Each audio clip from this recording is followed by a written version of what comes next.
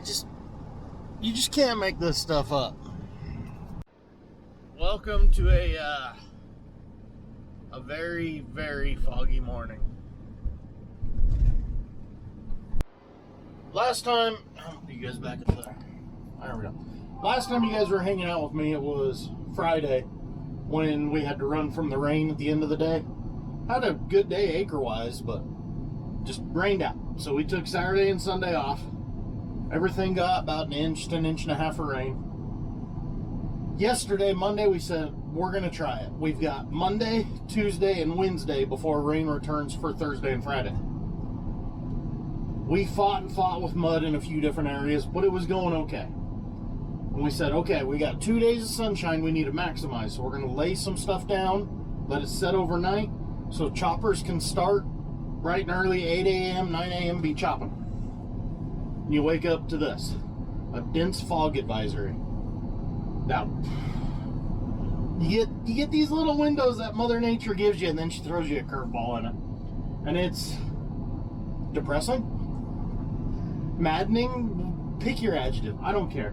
I'm so frustrated right now, because now I'm hoping we can get started about 10.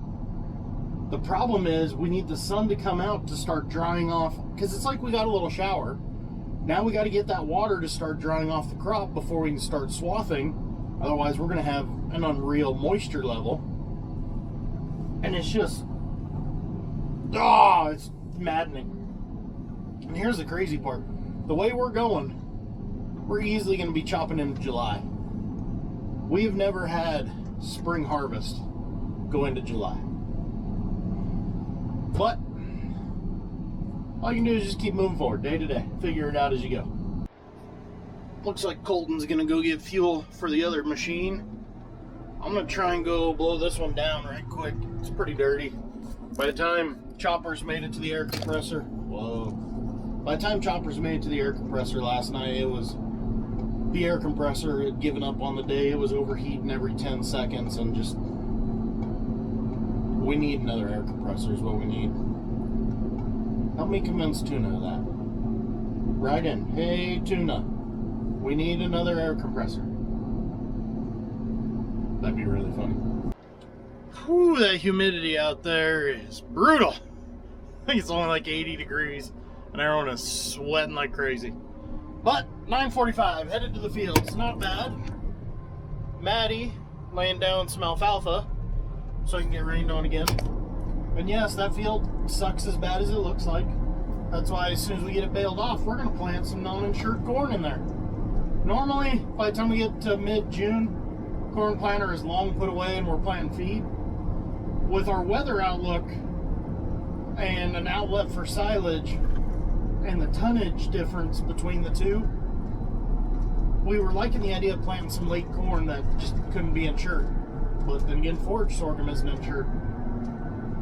Then one of our seed dealers called and said, hey, we've got a bunch of random test plot seed left over. It's all Roundup ready, but other than that, it's a mix of things. You guys can have it if you want it. We asked, how much is there? He goes, I don't know. We'll start dumping it into a tote because it's in them small bags, and we'll let you know. And I should say, if you don't know what test plot seed is, a lot of these seed companies, to try new varieties in different areas, they plant what's called test plots. It's a controlled area inside of a field. Like take that field for instance. You'd plant the ends and kind of plant the edge out here, and then you'd vacuum out the planter, put in one variety. Plant, our planter's 16 rows. So plant 16 rows, vacuum it out, put in a new variety, and you get all these different things. Well, as you can imagine, when you're done, you got a bunch of random seed left over. So what they did was just dumped it all in a seed or in a box for us, and said you can have it for free. So now we've got free corn seed. Granted, it's random. We have no idea what it is. And favorable weather outlook. We said rather than plant a bunch of feed, let's plant a little more corn. Talked to the agronomist. He goes, hell, I've seen corn make it good silage planted in mid-July or mid-June. So it's gonna be an experiment. We're only doing it on like 3 fields that are they're just hay stands that are burned up. They've had all this water this year, and they're still gonna make a horrible crop. So it's one of those deals. It's wasted ground if we don't just throw something out there. The problem we're running into, though, because we started on the first field today, the ground is so soft, the planter's having no problem putting seed in the ground. But our planter is not set up for no-till in these kinds of conditions. The closing wheel setup we have isn't pinching that trench shut, so you can walk behind the planter and see every seed down in the bottom of that trench. This is where in the Midwest you'd use like a land roller to close that trench. We don't have one. The neighbor has one. I talked to them about borrowing it. They said if you want to use it, go get it. But we're going to try our Colts packer, rolling just the rollers across to keep the shanks out of the ground and see how that works. I don't know. Lots of fun-filled experiments, I guess, this summer. Alright, we got that finished up. Didn't have to pull any trucks, so it's off to a better start than yesterday.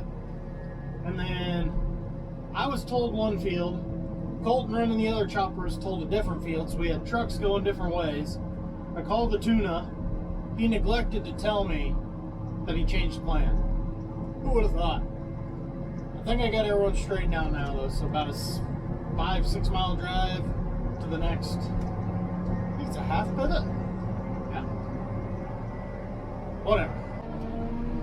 As you can see by Armando's front tire, we found ourselves yet another muddy mess. But as we get away from that bottom, it gets better. Only had to pull one truck so far. So we're going to call that a win. Just keep going round and round. You know it's wet when you get stuck on the hilltop. That didn't take long.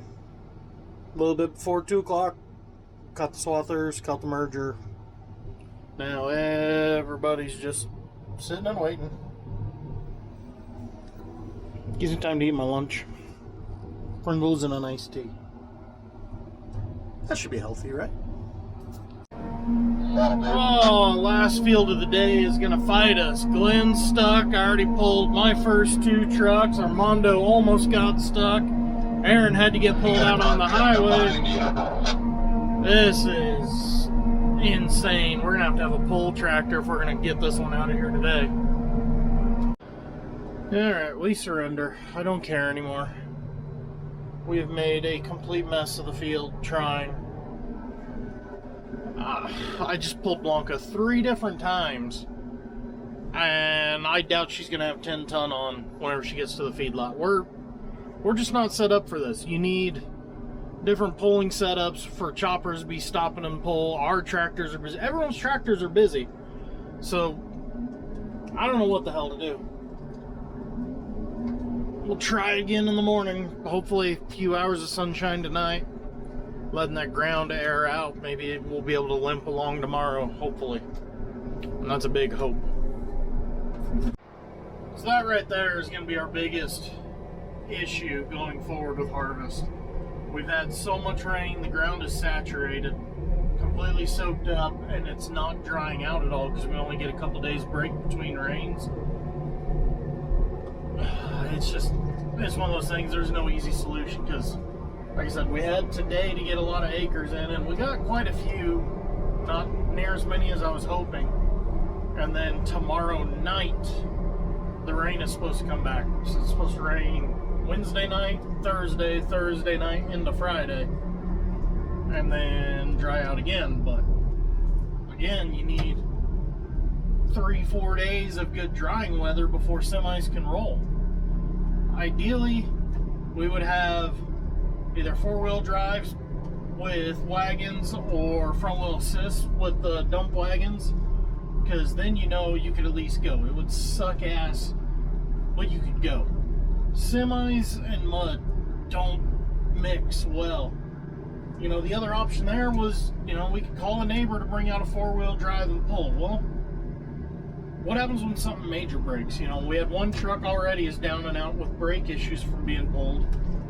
What happens if something major breaks? Or God forbid the rope snaps and goes through a truck's radiator, or pulling with the chopper goes through that back shield and hits the engine? Then you're out major money and time. We're not set up for farming in the mud. And it's agonizingly painful trying to figure it out.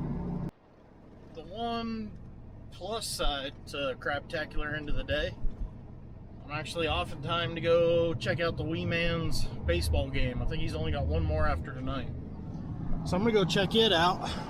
I want to show you that you can kind of see the rows out there. That is some corn that is struggling to come out of the ground.